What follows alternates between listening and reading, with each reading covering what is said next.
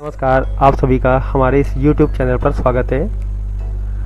आज हम आपको सॉफ्टवेयर में अपने सप्लायर की जो पेमेंट आप करते हैं उसकी एंट्री करना बताएंगे। जो भी बिल आप क्रेडिट में चढ़ा रहे हैं उसकी एंट्री सॉफ्टवेयर में किस तरीके से करेंगे उसका पूरा प्रोसेस हम आपको इस वीडियो में बताएंगे। तो सप्लायर के पेमेंट की एंट्री करने के लिए आपके पास सॉफ्टवेयर में दो ऑप्शन हैं। जैसे आपने रिसिप्ट में देखा था कि आपको मैंने दो ऑप्शन बताए थे किस तरीके से आप अपने कस्टमर की पेमेंट रिसीव कर रहे थे और उसकी एंट्री कर रहे थे सॉफ्टवेयर में। उसी तरीके से आपको यहाँ पर भी ट्रांजैक्शन मेन्यू में आना है और परचेज में एंटर करेंगे तो आप देखेंगे जो आपने बिल चढ़ाए हुए हैं वो आपके सॉफ्टवेयर की स्क्रीन पे शो होते हैं। तो जिस बिल के अगेंस्ट पे आपको पेमेंट चढ़ाना है उसके लिए आपको वहीं पे F11 दबाना है। देखिए दाईं तरफ नीचे की ओर आपको यहाँ पे पेमेंट F11 का ऑप्शन दिया गया है, तो आप यहीं पे F11 दबाएंगे तो देखेंगे आपके सामने ऐड पेमेंट की स्क्रीन ओपन हो जाती है। इसके बाद आपका सेलेक्ट अकाउंट लीजर का ऑप्शन आ जाता है। जिस भी मोड से आप पेमेंट दे रहे हैं उसको यहाँ पे सिलेक्ट कर लें। तो जैसे ही हमने आपको लास्ट टाइम बताया था यहीं पर आप अकाउंट लीजर ओपन कर सकते हैं, यानी कि जो बैंक या गूगल पे जिससे भी आप कर रहे हैं वो यहाँ पे आपको अगर शो नहीं कर रहा है तो यहीं पे आप F8 से सीधा आप उस मीडियम को बना सकते हैं, या मॉडिफाई करना चाहते हैं तो मॉडिफाई भी कर सकते हैं यहीं से। अभी हम आपको एक एंट्री कैश से करके दिखा देते हैं, फिर आगे जब दूसरा प्रोसेस बताएंगे उसमें हम आपको बैंक की एंट्री करना बताएंगे। तो कैश को आप जैसे सिलेक्ट करते हैं उसके बाद आप अगर इस पेमेंट वाउचर पे रिप्रेजेंटेटिव को सिलेक्ट कराना चाहते हैं तो अप एरो की दबाएं और यहाँ पे आप रिप्रेजेंटेटिव आप ऐड कर सकते हैं। जो भी आपने बनाए हैं उसे स्पेस वाली की दबाते ही शो होते हैं और उन्हें सेलेक्ट कर लें। और अगर सेलेक्ट नहीं करना चाहते हैं तो यहाँ पे आप स्पेस वाली की दबाएं और उसको बैक स्पेस आप उसको हटा सकते हैं। एंटर करेंगे फिर आप देखेंगे पर्टिकुलर में आपके उसी सप्लायर का नाम शो हो रहा है जो सप्लायर आपने सेलेक्ट किया था और F11 दबाया था।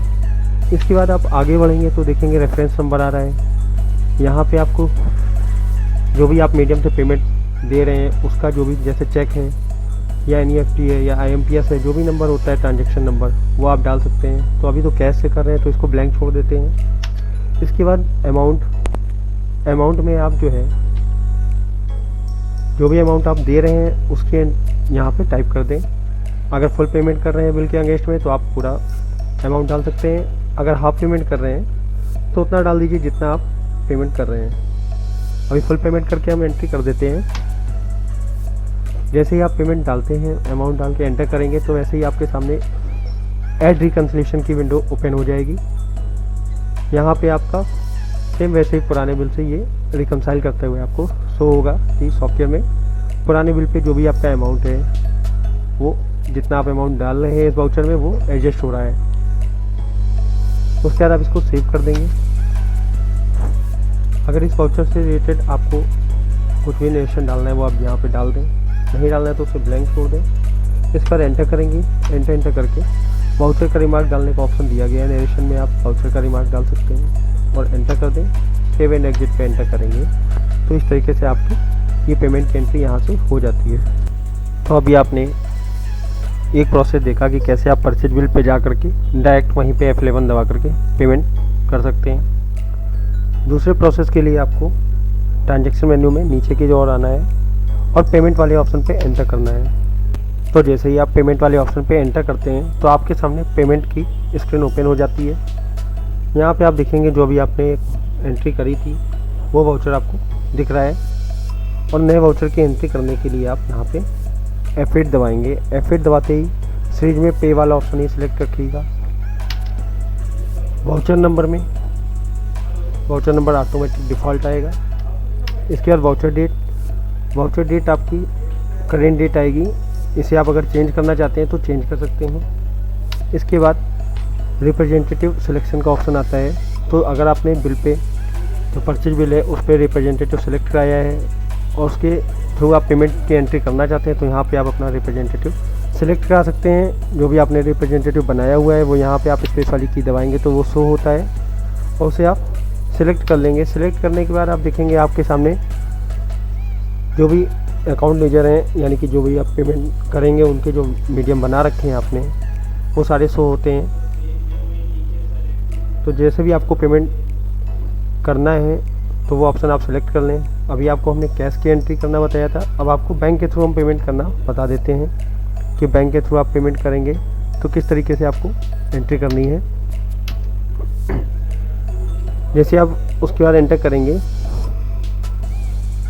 तो आप एंटर करते ही वहाँ पे देखिए आपके सामने सेलेक्ट अकाउंट लेजर का ऑप्शन आ जाता है। यहाँ पे आपके सारे अकाउंट लेजर शो होते हैं जितने भी आपके सॉफ्टवेयर में बने हुए हैं। यहाँ पे आप अपने सप्लायर को पेमेंट कर रहे हैं तो उसका नाम यहाँ पे आप टाइप कर दें और नाम टाइप करते ही देखेंगे कि आपके जो भी सप्लायर है वो आ जाता है। उसको सिलेक्ट कर लें। सिलेक्ट करने के बाद आप जैसे ही एंटर करेंगे तो कर्सर आपका रेफरेंस नंबर पे आता है और रेफरेंस नंबर में जैसे आपको मैंने बताया रिसिप्ट में भी कि यहाँ पे आप अपना जो भी पेमेंट कर रहे हैं उसमें आप अगर चेक के थ्रू पेमेंट कर रहे हैं या फिर IMPS, NEFT, UPI तो उसका ट्रांजैक्शन नंबर जो होता है वो आप यहाँ पे डाल सकते हैं। तो अभी हम चेक से एंट्री करके आपको इसमें भी बता देते हैं। वो आप चेक नंबर डाल दीजिए। तो जैसे आप रेफरेंस नंबर डाल के आप एंटर करते हैं तो अमाउंट में जो भी आप अमाउंट उस सप्लायर को पेमेंट कर रहे हैं वो आप डाल देंगे। जैसे कि 5,000 रुपये का पेमेंट अगर हम कर रहे हैं तो ये डाल दिया है। और उसके बाद आप जैसे ही एंटर करेंगे तो यहाँ पे ऐड रिकन्सिलेशन की स्क्रीन ओपन हो जाती है और यहाँ पे आप देखते हैं कि जो भी आपका बिल था उसके सामने वो अमाउंट ऑटोमेटिक रिकन्साइल हो जाता है।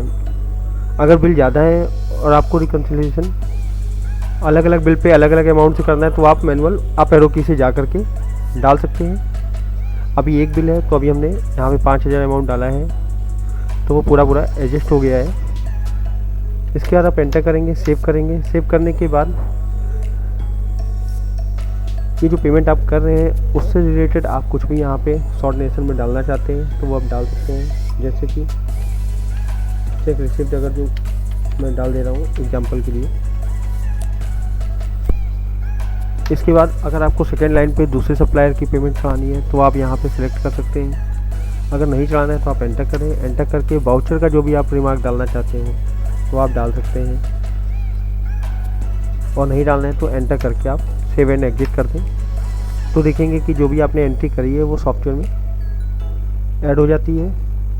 तो इस तरीके से आपको पेमेंट की एंट्री करनी है। दोनों प्रोसेस मैंने आपको बता दिए हैं। आप हमें इन सोशल मीडिया प्लेटफॉर्म्स पर भी फॉलो एंड लाइक कर सकते हैं जिससे आपको सॉफ्टवेयर से रिलेटेड हमारी तरफ से न्यू अपडेट्स मिलते रहेंगे। इनके लिंक आपको वीडियो के डिस्क्रिप्शन में दिए गए हैं, उन पे आप क्लिक करें और हमें फॉलो एंड लाइक करें।